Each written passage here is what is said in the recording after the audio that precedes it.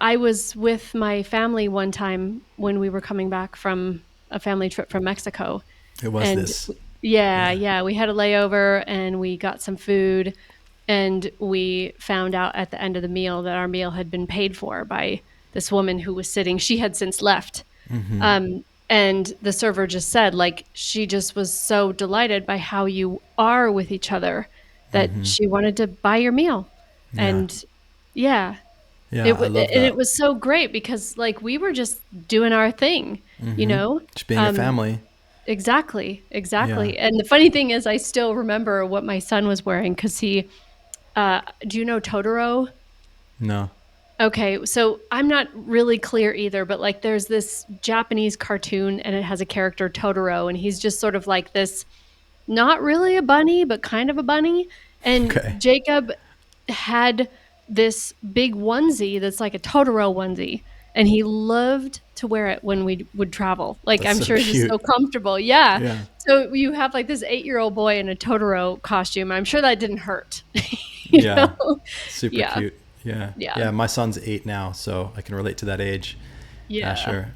And yeah, the reason it stuck with me is because, you know, I see like there's different areas of life that people can be exceptional at. And I'm the kind of person that like, I don't like to settle for less than exceptional in any area, never mind Mhm. multiple areas in service of one area being exceptional. And so, you know, I've experienced your exceptionality in business and watched you soar. Obviously, your exceptionality in, you know, spiritual, esoteric realms. But then that's the reason I love that story so much is that oftentimes you'll find people exceeding in those places, and then but it's not at home. It's not really as beautiful.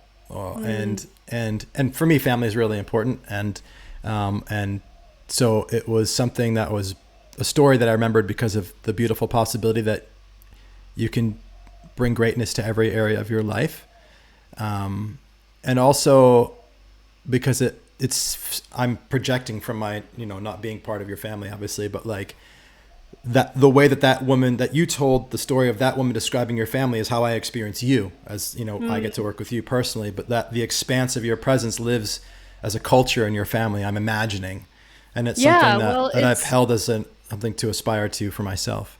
yeah, and I mean, it is a living, breathing soul, this family, you know? Hmm. Um, but it's been interesting because we've done a few retreats here and, you know, like In your there's home.